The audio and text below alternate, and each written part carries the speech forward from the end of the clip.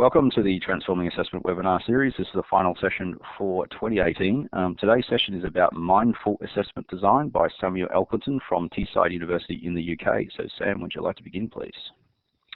Yes, thank you, Matthew. And again, thank you for inviting me to do the webinar today. It's a pleasure to be speaking to you all. Okay, so as Matthew said, I'm going to be talking about mindful assessment design. Actually, I'm going to be trying to make the case for mindful assessment design. But to start with, I will say I'll be giving people an opportunity to contribute as well. So I'm going to be asking for your views and opinions. If you have any questions or thoughts, please post them as we go along. And I'll be sure to find time in the webinar and at the end to respond to those. So I do encourage your participation. Now, to start with a disclaimer, I don't claim to be a mindfulness guru here. I'm someone who has found value in adopting a mindful approach to my work and practice, which has subsequently had a positive impact on my students' learning experience. So this is something that I want to share with you. Okay, there seems to be, aha, here we go. Okay, so what I want to start with, however, is I want to get a sense of A, who's in the room and to what extent participants have actually been using or have been involved in mindfulness practices. So as Matthew pointed out just at the start there, there's a tick above the participant box. Can you please let me know whether just a yes or a no, whether you have or you have not integrated, used, or been involved in mindfulness practice in your work. I'll give you a couple of moments to do that.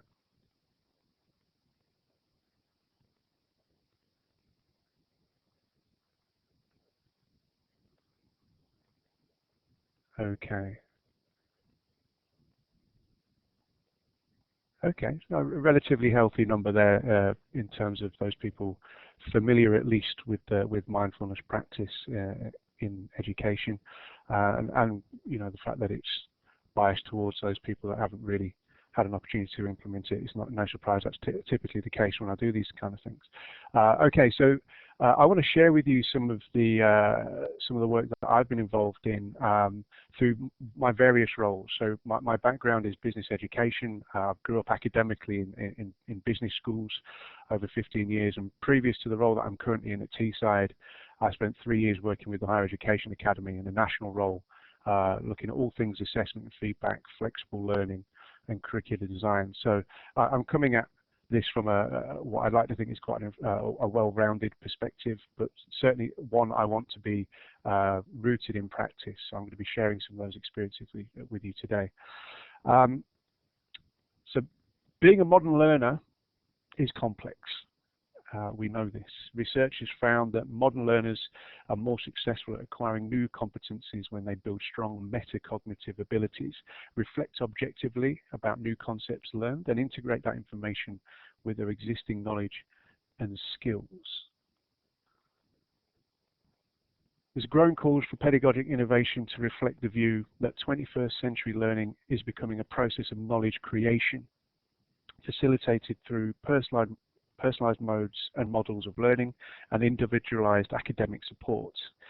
In this context, mindful practice on the part of the learner and teacher will be and is highly valued and is something we need to foster.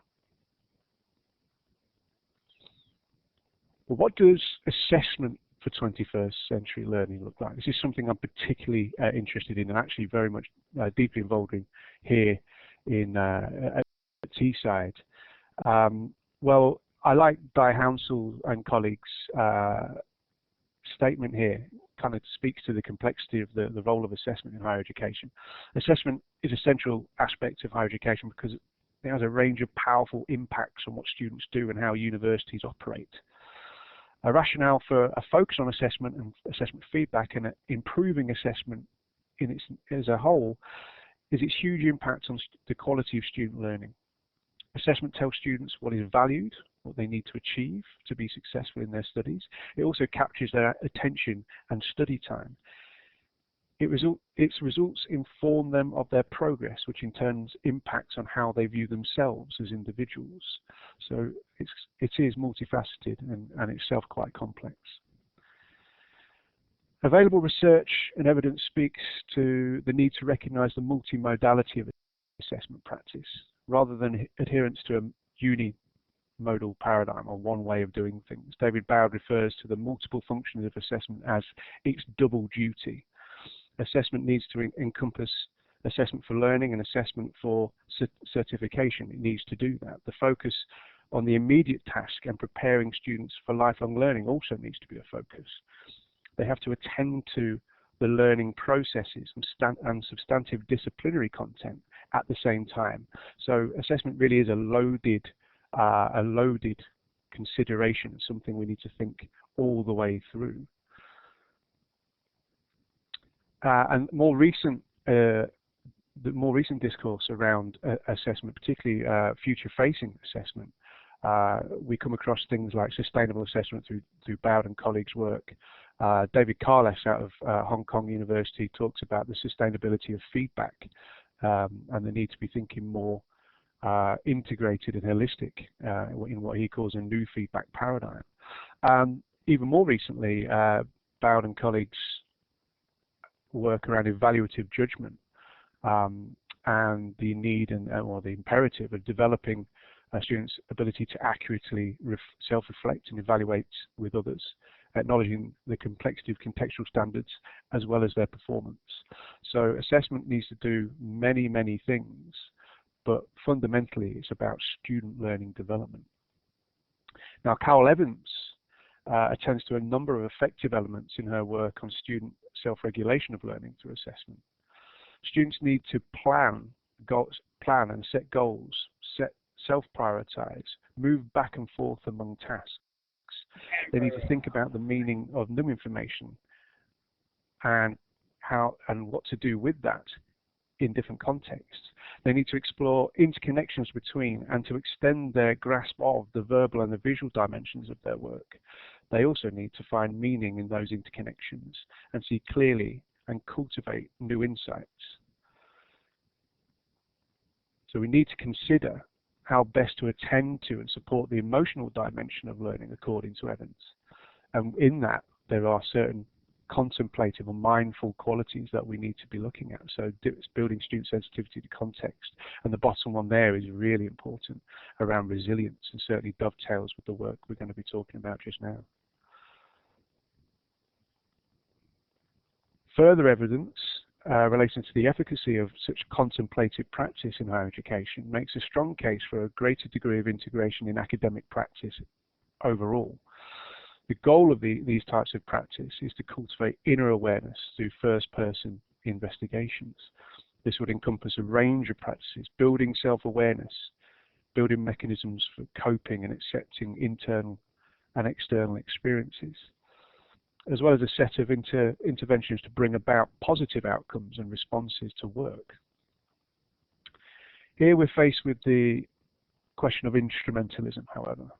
How do we teach students that cultivating such practice is likely to have certain beneficial outcomes while helping them to practice in the spirit of exploration and self-discovery?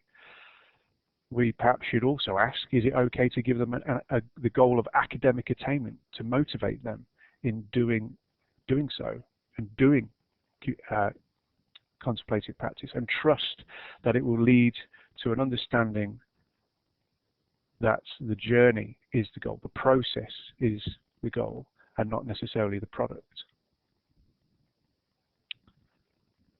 Now, the benefits of mindful practice or mindfulness practices are widely acknowledged in the education literature. I'm not professing to be presenting something revolutionary here. This is something that is known. This is something that is an affluent area of research and practice. The benefits are wide-ranging. In addition to the focusing qualities of mindful practice, it brings about an openness, a receptiveness to new information. It also is shown to generate a greater capacity for synthetic thinking and links to creativity. The links to increased well-being, subjective well-being, or sense of well-being is also well documented. It's shown to enrich relationships, the interpersonal bonds between people.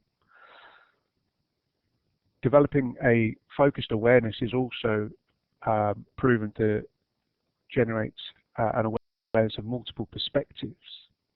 Also enhances working as well as long-term memory, and the bottom one, the bottom left one there, really is right on the zeitgeist in higher education particularly.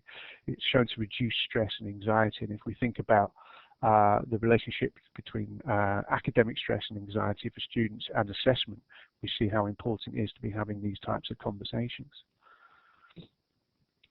It's equally important to attend to the ethical framework that gives orientation to these practices, however, and the outer conditions that shape lived daily experience in the context of higher education. Introduction of mindfulness and contemplative practices and approaches across a wide range of institutions and organizations is well documented. Introduction of what Bernard Stiegler calls psychotechnologies. There are criticisms, however, of the relationship with the commodification of mindfulness, the mindfulness movement. Here, where well-meaning efforts to secularize mindfulness provide scientific evidence and justification for the effectiveness of such practices, then introduce it to the wider public, though these may have served to impoverish the rich contribution that these practices of mindfulness situated in a broader ethical framework can make to the quality of life and arguably contribute to the educational endeavor. Practices of education that introduce or integrate mindfulness can support this deepening of experience and serve a process of orientation approaches that helps to open the self to the world itself. So it really is important that we are mindfully thinking about mindfulness in and through our practice, and not mindlessly adopting the practices and really thinking things all the way through. Now, how have I come to understand mindfulness in my own practice? Well, there's a few kind of reference points that I want to allude to here. And how have I come to understand and operationalize contemplative practice and mindful practice in my own work? Well, John Kabat-Zinn's mindfulness meditation practices is something that I went to very early here in my work. It's important to understand through this perspective that mindfulness is not a sedentary practice. It's not about it's all about developing a sharp, clear focus and a present awareness. Focus means the ability to concentrate on what you're doing in the moment. Awareness means the ability to recognize and neutralize unnecessary distractions as they arise. So it's a real self-awareness and present focus. Dan Siegel's work around the mindful brain has also been informative for me. Dan Siegel is a clinical professor in psychiatry. He's pioneered work in interpersonal neurobiology and the relationship between mindfulness practices and enhanced cognitive functioning, as well as the centrality of emotional regulation and its link to mindful practice, with implications for the responses we have to certain tasks and situations. Ellen Langer is another key informant for me. She's a professor of psychiatry at Harvard. She's also an artist, and the two interests conflate in her work, studying mindfulness and mindfulness behaviors. The essence of mindfulness for Langer is flexible thinking, actively opening up to new things. This helps to mitigate some of the cognitive barriers we often hear to contemplative practices or to trying to integrate contemplative practices. Her research shows that performance is improved through regular mindful practice. But if we bring these three perspectives together, we're able to identify three clear steps in mindfulness and mindfulness practices. Mindfulness requires a focus, what Eric de Bono calls the simple focus, a clear identified point of attention. It means managing your attention so it's focused and occupied with immediate experience. It leads to effective interpersonal behavior gained through greater clarity and self-awareness. So all of that work has helped to focus my thinking and my own work, but it's really that my interest in mindfulness practices is rooted in my own research, and started with my PhD research over 10 years ago now, and has continued all the way through. So my research looked at trying to understand the flow state, or develop a better understanding of the flow state and acts of everyday creativity. I'm sure many of you are familiar with Csikszentmihalyi's flow theory. So flow is the experience of being fully immersed in the feeling of energized focus, full involvement, enjoyment in the process of a given activity. Flow refers to the time spent doing something, an activity that holds our focus and it is deeply enjoyable. Flow itself derived from an empirically derived model of enjoyment, which provides insight into how the activities of everyday life come to be invested with meaning and experience optimally. Now, flow theory is really useful here, particularly when we start talking about combating anxiety or negative thinking in the context of mindful practice. So it's operationalized along an axis of a balance between skill and challenge, a perceived balance between skill and challenge of the participant.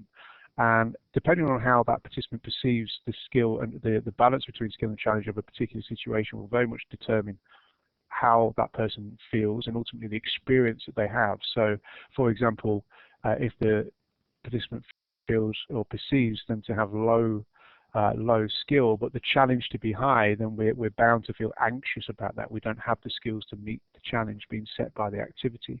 Equally, on the other side of that, if we perceive ourselves to be highly skilled, but the challenge is low, then we're likely to perhaps feel bored, or we might just coast through certain activities. And we can see how this is a useful dynamic when we're considering students' work around assessment, for example, and it's something to be mindful of, excuse the pun. So the flow state, what I was really interested in was I aim to bring clarity to the empirical and conceptual theoretical uncertainty surrounding what I saw that goes between before and after a state of flow, and with it a more complete holistic understanding of the experience. So I developed the experience process model here to really offer an extended or more holistic explanation of how flow is experienced in everyday creativity. What I found was participants, I looked at a number of different activities and domains of life, so volunteering, acting, leisure, education. There's a number of different cohorts and groups in there, but what I found was being creative, or creativity acts were defined by a mindful shift between an open and an evaluative mode of thinking. The core defining features actually were, they were autotelic in nature. Autotelic is Latin for self-goal. So the activities were perceived to be a goal in and of themselves, and the motivation was to do nothing but the activity itself and what the activity provided. Trust was a big thing, trusting self and trusting the setting, trust to be able to let go. It was also experientially distinctive, a particular focus. It was non-judging, there was patience. Participants did not strive for anything other than the doing of the activity and accepted what the activity provided, and ultimately that led to them letting go in that activity. This is the definition of everyday creativity that's derived from that work, and we can see how the mindful qualities captured in this definition, we can pull out the 3 steps of mindfulness identified earlier, so the awareness and attention, the attitude, and the intentional behavior. And that certainly wasn't something at the time that was intentionally looked for through the research, but it's something that I've subsequently made connections with. So how have I applied all of this thinking to my own work? Well, it has humble beginnings. Very early on in trying to apply this work to my own practice, I've outlined here some of the interventions that I have and I continue to use, but I use certainly in the early days. So the first one there, the top right, 20 breaths, is a well-recognized meditative mindful practice, and it's around breathing. So it's a short activity where I encourage students we spend a couple of minutes at the start of a session focusing on their breath, the physicality of the breath, the in and the out. So counting for 5 seconds in, counting for 5 seconds out, acknowledging the thoughts that come into their head as they're doing so, but letting go because they're noticing only their breathing. Sometimes it's a good thing to get them to stand up and move around into the space, and this gives a different perspective on things, and it certainly allows them to build a sense of the space they're in, and being more centered and present there. Eventually, what I ended up doing was recording a podcast for students on this, but now there's all kinds of apps. I particularly like the Headspace app for this purpose, and I share that with my students now, so it's something they can be doing on a regular basis. But it's a good way to start the session, really paying attention to how students enter a space is really, really important. That led to me developing this idea of 10 mindful minutes. So the first 5 minutes and the last 5 minutes of a session, and involving students in a brief guided reflection to open and close. So establishing and maintaining a present focus. This would start with some breathing, but then I'd encourage students to individually consider how weekly topics relate to themselves and their studies, and just spend a moment thinking about the words that they're associating with those topics and how they are feeling and thinking themselves in relation to those topics. So what interests them most, and what areas have really resonated. So we revisit this at the close, noting any key insights they might have at the end of the session. So ending with 20 breaths, but then also ending with that guided reflection. And this did prove quite a useful thing to do, and students did largely engage quite well with that. Something else I've looked to use early on and continue to use now, and something I've unashamedly stolen from colleagues in Canada. I did some work out in Canada for some time, particularly around outdoor and adventure education.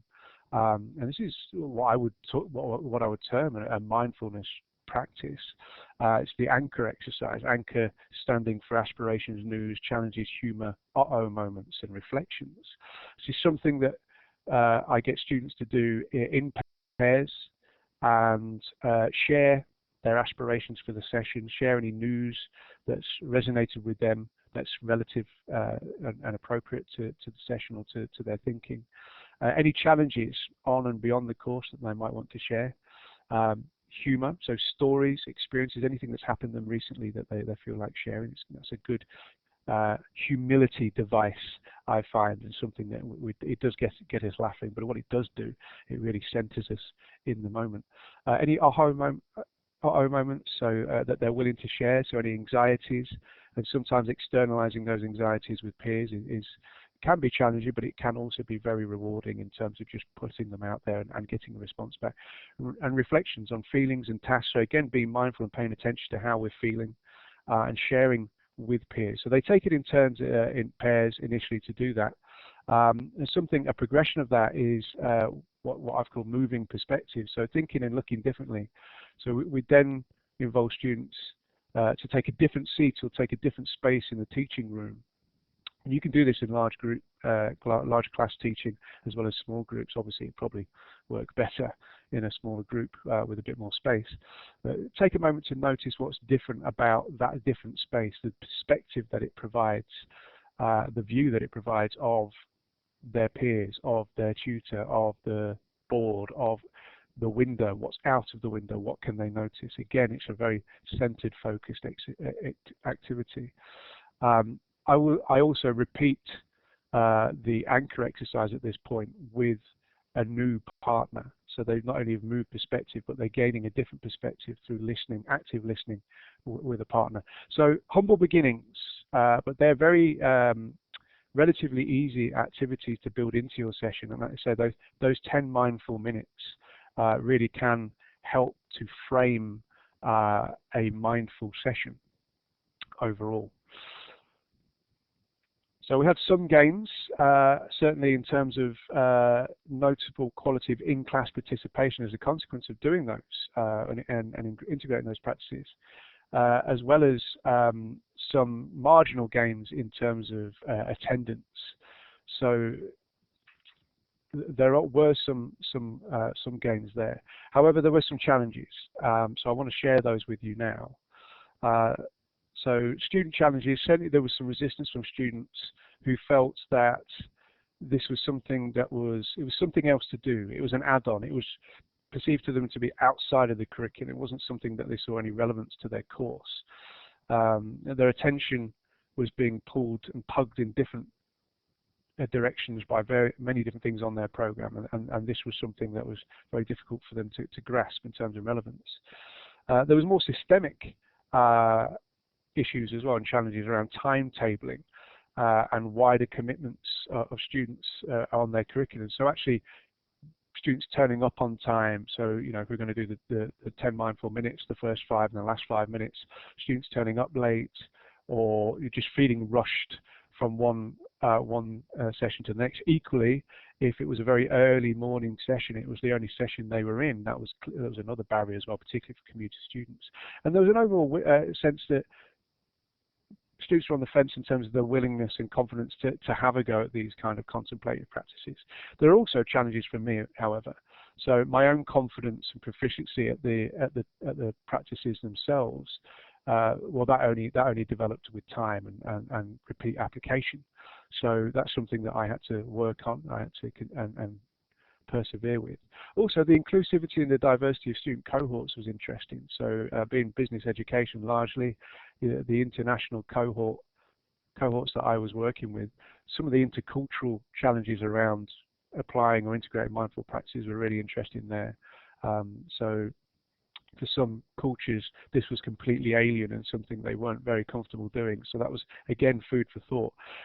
But really, the key challenge here, one of the big challenges, and the reason why we're here to talk today at all, is this fixation, the assessment fixation, the inability for students to let go of the summative bias around assessment tasks. It really was, you know, so will this be assessed? How is this related to the assessment? The fixation on assessment was really a key challenge for me, and it actually did motivate my work around building it into my assessment practices more mindfully and more explicitly. So this prompted me to put together the MAPS program of work that aims at embedding mindfulness practices into assessment and feedback practices and processes in the work that I did. And it really is designed to focus our attention on the opening, the doing, and the closing of practices. So how, in the opening, how we enter into an activity, as well as how we do it, but also how we leave those activities. So being mindful that it is a process, and we have to pay attention to each of those things. So I'll spend a bit of time on those just now. But a point on actually the design of these and the positioning of these. Well, it sits more naturally with formative modes of assessment. And something that I've found useful to think about is how this aligns with the approaches adopted on not just the modules that I was teaching, but my course or the course or program overall. So considering these practices against the broader practices and approaches of the program is important, making those interconnections. It should be part of a balanced diet. So these practices are something to do as part of a balanced diet of assessment. It's not a substitute for, and it's certainly not something that is just to be done. It is part of a balanced diet of assessment, and we need to think seriously about what that looks like, relevant to our subject matter. It also, we need to make clear connections to assessment criteria as well as students' personal development and the task itself. So we need to make sure that when we're doing this, we're making clear connections for students as to why we're doing it, but also, you know, making sure that's a continuous thing that we do. In terms of implementation, well, I found these practices work best when we designate certain seminars to the doing of these tasks, and timing is a key consideration there. So timely mindful practice is something initially that we need to think about. So when are students being giving assessment tasks? Can we do something around that time? When are students perhaps working on draft work? Can we work on that? When are students receiving feedback? Can we do practices around those? So for me, those are the three kind of key touch points there. Making sure that we build space into our timetables for this to happen. And sequencing of these activities is important. So not only students see the relevance and the connections, but also they develop themselves a capacity to do these things. All of these are things I've subsequently realized and developed. So again, it's sometimes a bit of trial and error. Okay, so what do these maps look like? Well, let's talk about opening maps. And again, I've highlighted some activities here. So having a beginner's mind is something that is well associated with mindful practice. And starting with a reflexive introduction to a new assessment activity. So if we can imagine ourselves in an early seminar where students are being given a new assessment task. Typically, I will be giving them their assessment tasks prior to the seminar, so they're not receiving this as new information. They're receiving this, they've already seen this, and they maybe have started to process it. But we want to make this a reflexive and a mindful thing. So we do some focused breathing at the start of the session. So again, building in that clear entering into the session in a mindful way. We focus on the present moment and mentally note when a thought or emotion or physical response arises, and then return to a present focus. So again, just trying to get them that one-pointedness of focus and that self-awareness in the moment, and really trying to get them to leave any other concerns or considerations at the door. We'll talk about this. There'll be some guided discussion at the end of this initial kind of breathing exercise, and then anything that they've noted we'll talk about and try to bring some meaning to that in terms of the insights and the relationship to the task. We'll move on then to some active listening. So the anchor exercise I mentioned earlier on can be quite useful, but this is something that I do as well. So in pairs, students taking in turns to talk for 1 minute on what aspects of the new task they find most interesting. I find taking an appreciative approach, a positive perspective on the task helps.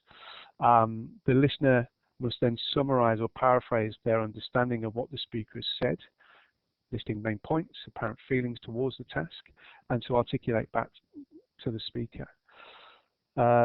Key learning here for students is that they need to listen as if you are going to repeat back to someone else, and that's really, the essence of active listening. It's teaching students how to really listen and pick out key points. It also focuses attention on the here and now. They can't focus on anything else but the person that's speaking and their own kind of verbalization of the task and their feelings towards it. It helps students to listen and be aware of the feelings, and also encourages motivation and communication. So that leads into, again, a moving perspectives activity. So where we might repeat active listening, the exercise, with 2 or 3 different partners. So they're actually gaining 2 or 3 different perspectives on the assessment task and how people are responding to that. And that can be a good centering exercise to do. Gives people a bit of perspective, and actually that they're not on their own in feeling anxious about this, or they share similar interests about the task. So again, guided discussion around their experiences is something we do following that. So again, what they've noticed, any similarities, any differences in their peer responses. What are the key points? Any aha moments for them? Any, when has the penny dropped in terms of what's really interesting about this is? So again, that guided discussion really encourages them to notice their responses, notice how they're feeling, and that's a good way of starting with a new assessment task. How mindfully receiving those tasks in the moment. So in terms of the doing, in terms of working with these a new assessment task, something I've done and done to good effect is what I'm calling a gallery walk, and we can do this for assessment criteria or feedback. This is where students visualize the assessment criteria for the task. So they have the assessment criteria, or at least they should do, in terms of the task.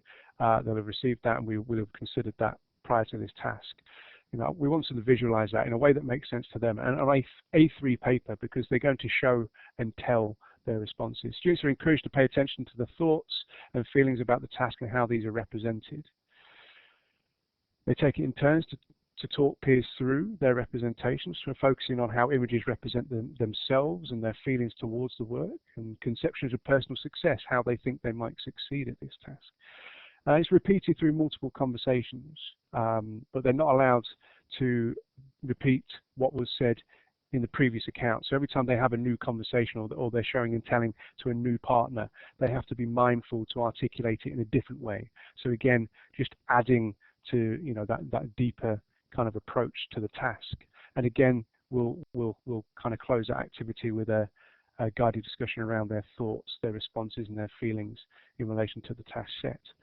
Whilst we're doing this, I have a little activity which I like to do, which really helps students think about how they're thinking. So mindful modes of thinking there.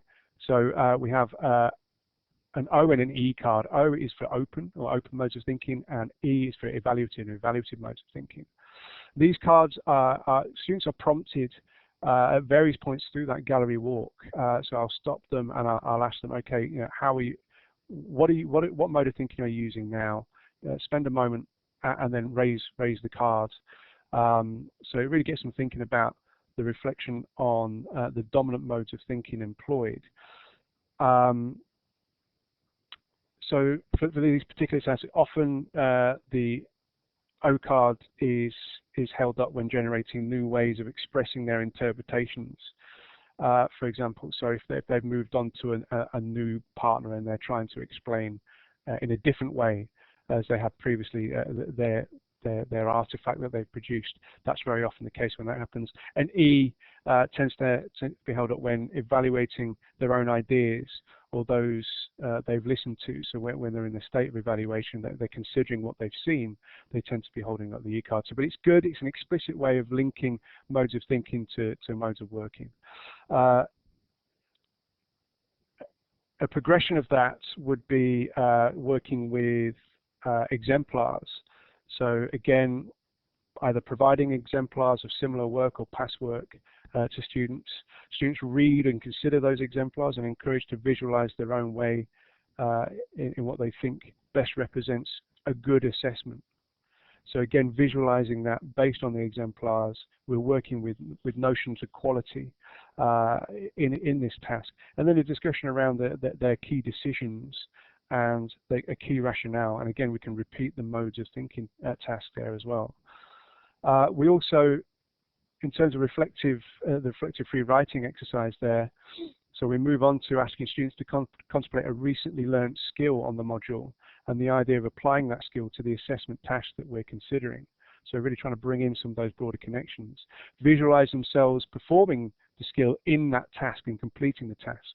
I asked them to write down thoughts and emotions that rise through that visualization exercise and share with their peers, paying attention to similarities and differences in their responses. And again, we'll close with a guided discussion about their experiences and what they noticed about their thoughts and feelings. So this is the doing, this is working with assessment criteria, working with exemplars. Again, we can repeat similar kinds of similar activities with feedback to really try to engage them actively and mindfully with that information. So in closing, again, we need to be mindful about how we leave activities and how we leave work around assessment when we're working with our students.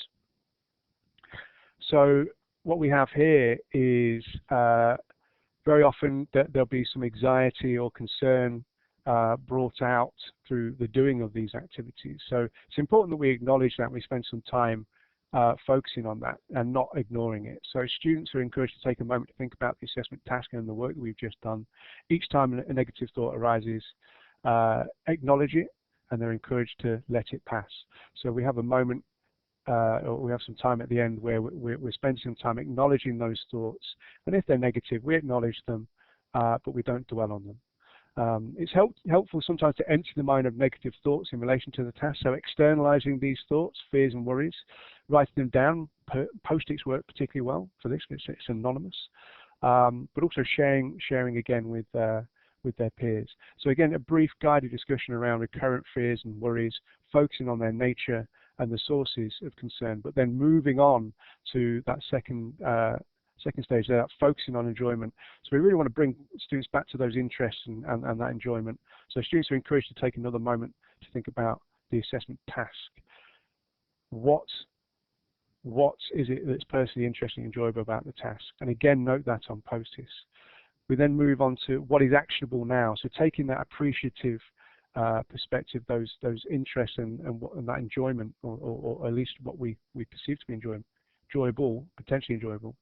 Students are encouraged to identify as a first step in acting in an area of personal interest and relating to that task. So the first step they make, they're encouraged to make a personal step towards a point of interest, something that they think is enjoyable in relation to the task.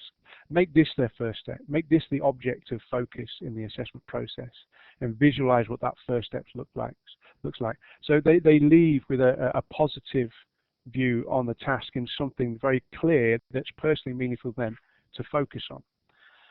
All of this it plays into this idea of assessment literacy.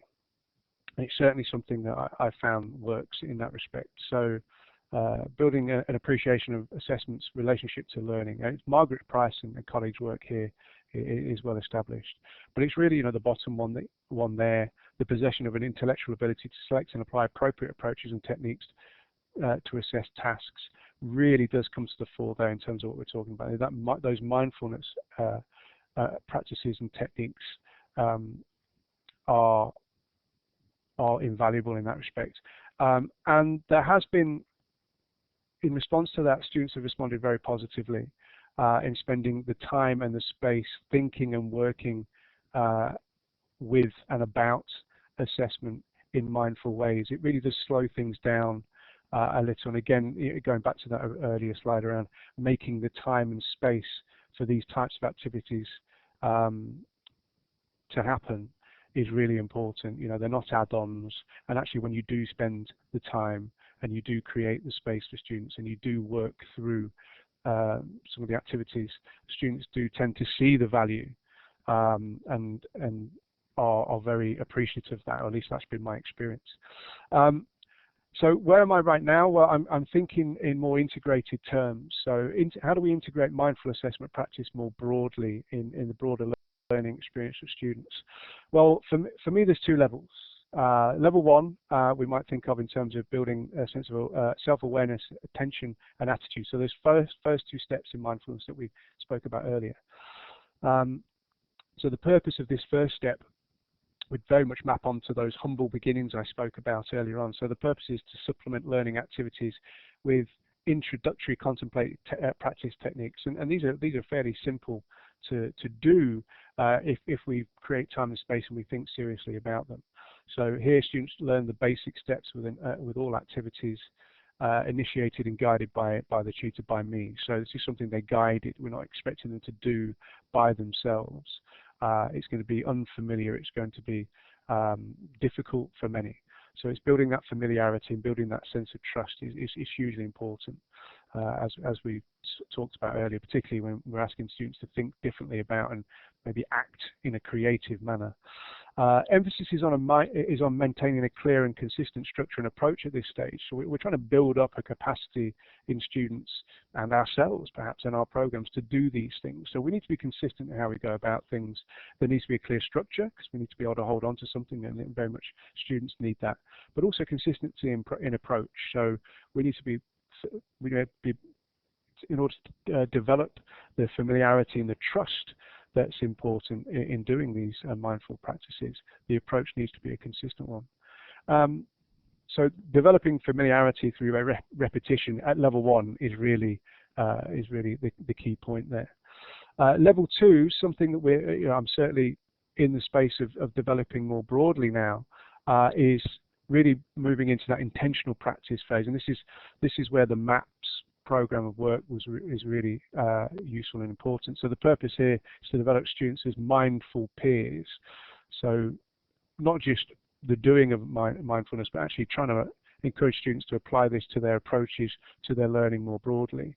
So again, guided in-class mindful dialogue and reflection. So you'll have noticed in the MAPS examples that I spoke through, there was a lot of dialogue in there. There's a lot of reflection, guided discussion in class. That's all designed to build that confidence in students to be able to have those conversations with themselves, but also with their peers.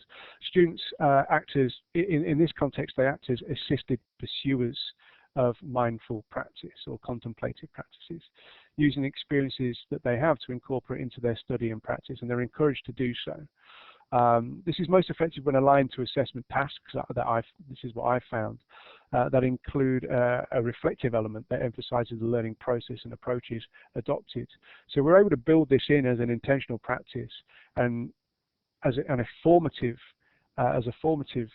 tool or device, when we align it with reflective tasks that students have to do. And again, the relevance and the import or significance of those tasks become apparent to students through doing that. So those two levels are a way of me thinking about how we best integrate or effectively integrate these practices. We have to start with level 1 and build to level 2. And that's something that I myself in my practice have found useful, but also colleagues I've worked with, if they're looking to introduce this initially in their practice, to not try and make it about practice or intentional practice straight away, to actually spend some time at level 1 there and build that familiarity and their own proficiency and trust in those practices, and then build from there. So again, just a mindful approach to mindful practice, if you like. Oh, and that's very, very dark. That's not as dark. That's far darker than I'd like. This is intended as a postcard. This is where my thinking is at right now. So developing a framework for mindful academic practice. So thinking more broadly that this assessment is absolutely essential to this and can be applied to assessment practices. But this is a broader framework of thinking that I'm very much, it is constantly in development. This is a work in progress and will forever be. But it really pays attention to two things. It pays attention to two things predominantly. That is the activities and the environment, and how we situate those activities within an environment that is supportive of mindful approaches to work, or mindful approaches to academic practice. So starting with the activities, we've got 4 kind of key considerations here. We've got hook, fit, plausibility, and stretch. In terms of hook, focus on enjoyment. So, and what I would encourage you to do in terms of engaging with this particular resource is consider this in your own practice, and then to consider it from the perspective of the student, or better yet, to involve the student in thinking about these things. So how can we discover and start with what is intrinsically interesting and enjoyable? How can this be built into these activities? So again, how do we make time and how do we use these activities to focus down and enjoy? I gave you some examples of how to do that just now. This idea of fit, how can we encourage students to see a fit or develop a fit between themselves and the tasks and activities set? Well, the balance between skill and challenge is a key factor there. So how to fit skills required with the task set? How do we encourage students to see that balance, or to at least to be moving in the direction of achieving that balance? Establishing clear goals. Set clear and personally meaningful goals. What motivates students and what are they aspiring to? So that activity about focusing on an initial interest in relation to a task and building from there is a good way of achieving that fit. Continuous feedback. What sources or mechanisms can be used to monitor progress from different perspectives? And again, I gave you some examples of how we might integrate some of that thinking into the activities. This sense of plausibility, a sense of authenticity in the work. So we need to allow, there must be opportunity to concentrate on the task at hand. Making time and space for these things is hugely imperative. How can distractions be eliminated from the immediate environment? And again, the activities that I've discussed in the talk today move us in that direction. Learning to let go of the ledge is an interesting one. How to use existing skills and experience to shape the activity in new and meaningful ways. So really allowing students to have a go in a safe space, to have a go at thinking a different way in a safe space, really builds that trust and familiarity, which ultimately will allow them to let go and to really to have a crack as we say in the UK. How to raise the challenges of an activity and what skills are needed in terms of thinking about personal growth. This is the so what, now what, and not to the sense that we're focusing on the product, but actually making this a meaningful thing in terms of student learning, development and progression. So how do students want to progress through the activity? What stretches them?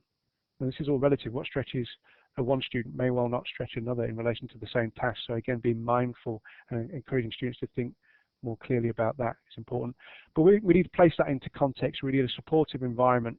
And I've identified here it's important to think in terms of form, feel and futures.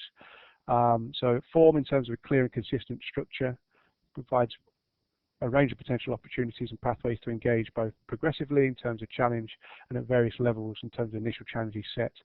Feel, so how are students feeling in that space, but more importantly, how do we build that in to a supportive and flexible system which builds connections between the student, the environment and the activity. And the futures, it's important to place in the context of student futures, so recognizing and building in a recognizable and progressive activities that encourage familiarity as well as a degree of choice and freedom to personalize the learning experience. So this is a framework. It's not prescriptive in any way, but it's really designed and intended to hopefully frame thinking onto what I have found to be important considerations in trying to apply mindful practice. And I'm going to leave it there. We've got a few minutes for questions. I've tried to, there's nearly 12 years worth of work I've tried to condense into kind of key learnings here.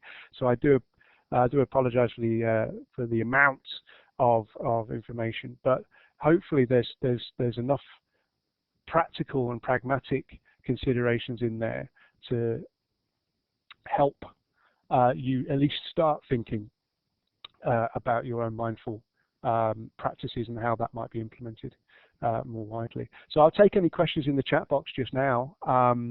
We have 5 minutes or so for questions. Equally, once the resource is circulated, my contact details are on there, and if you wish to receive a copy of this working framework for mindful academic practice, I'd be very happy to share. Or if you've got any questions or comments that you can probably extend beyond the chat box, then I'd be happy to continue that conversation online.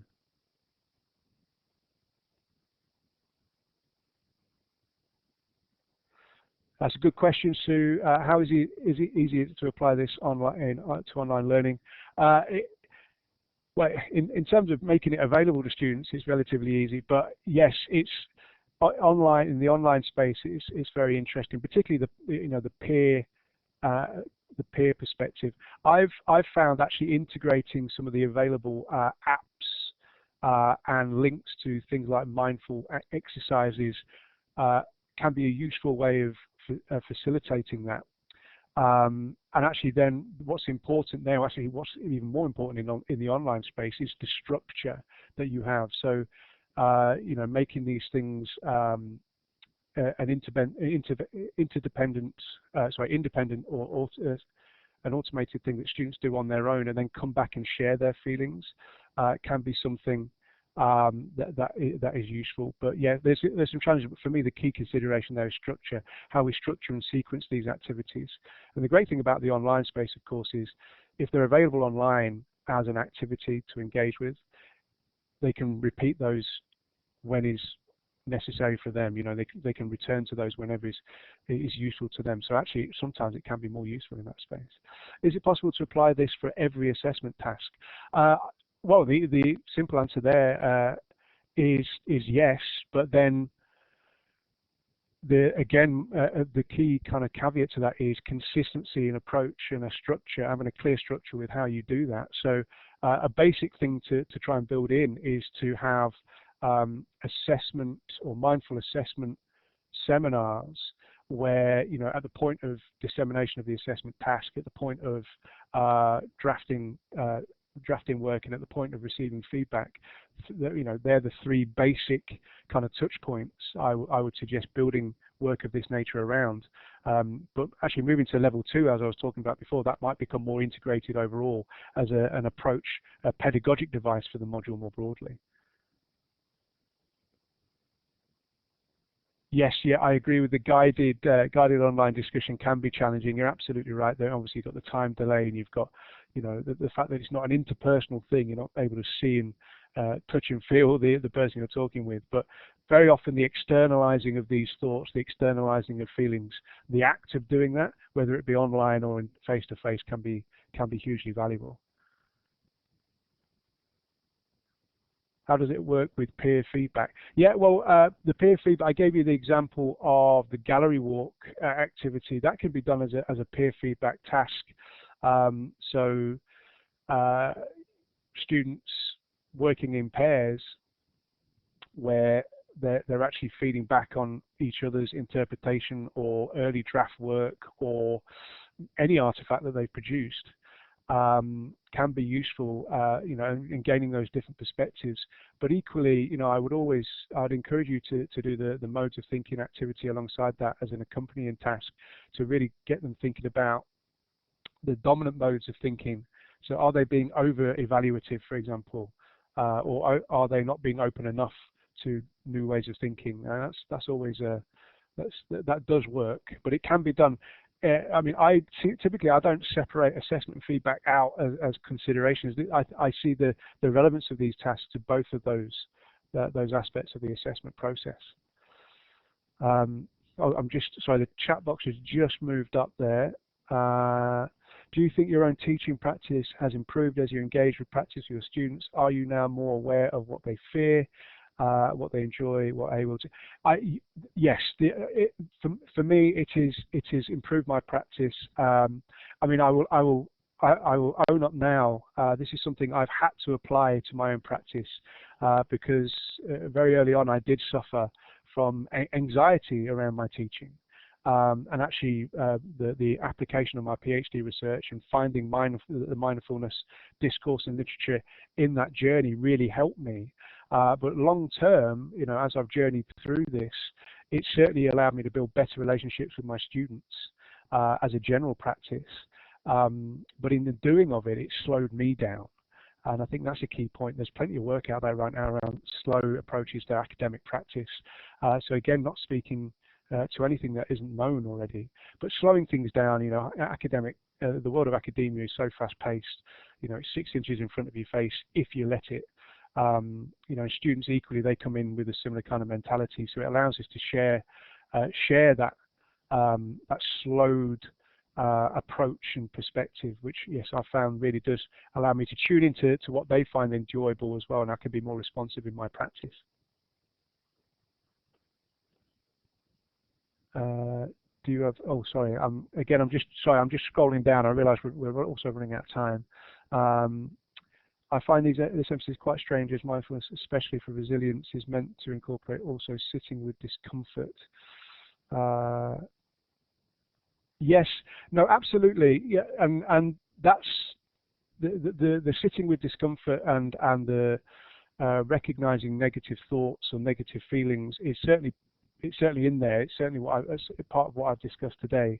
But in terms of mitigating or using mindfulness practices and approaches or techniques to help mitigate some of that negative thinking, to acknowledge them, but also then to help as a way of coping with them, shifting emphasis or focus onto an appreciative way of thinking and working has, in my experience, helped with that sitting with discomfort. So it's not something we have to sit with for eternity. It's something we can work through using those coping activities. And sometimes it's a simple matter of just a different perspective on an activity.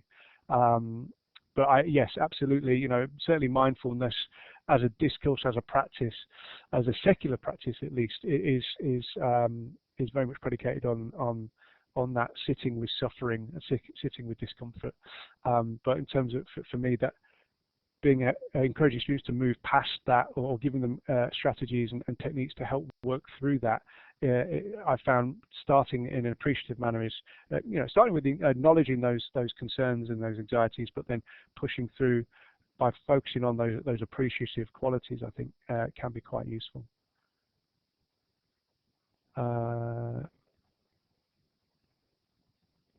Yes, I'm familiar with John Hattie's work. Again, it's just, I was just trying to talk to my journey today. Again, if I was to refer to all of the reference material, we would have been here all day. But yeah, the flow model that they refer to, I like the way that they've operationalized that. Sits well with my research and my work. And the 10 mind frames for visible learning for teaching for success, I just absolutely love. And they've also, John Hattie's also got a recent book out around visible feedback, which again sits really well with the kind of things that I'm talking about here, and I really value as a resource. Okay, I think that is all the time we have. So just a last thing for me to say, thank you for your participation and your engagement, and please do reach out should you have any questions or you want any more information on what we've discussed today. Thank you very much. Have a great evening or have a great day. Thank you very much, Sam. Folks, if you could please very kindly fill in our feedback survey. I know many people have probably filled this survey in very many times, but it helps me keep this thing alive by justifying our existence to the higher ups. So thank you very much. We will be back in 2019 for the new series. So watch our website. I shall send around the recording in due course, probably in the next couple of days. But thank you very much for joining us, and we'll be looking forward to seeing you in the new year. For those people in Australia, you might be interested that we're running a e-exam symposium in Melbourne on the 24th of November. If you're interested in learning about high-stakes e-exam, authentic assessment in e-exams, get in contact with us or look up our and just look up for e-exam symposium Melbourne. You should be able to find it on Google, I hope. Or just get in contact with me. I can tell you about that too. So thank you very much. We'll shut the recording off and see you all next year. So thanks again, Sam.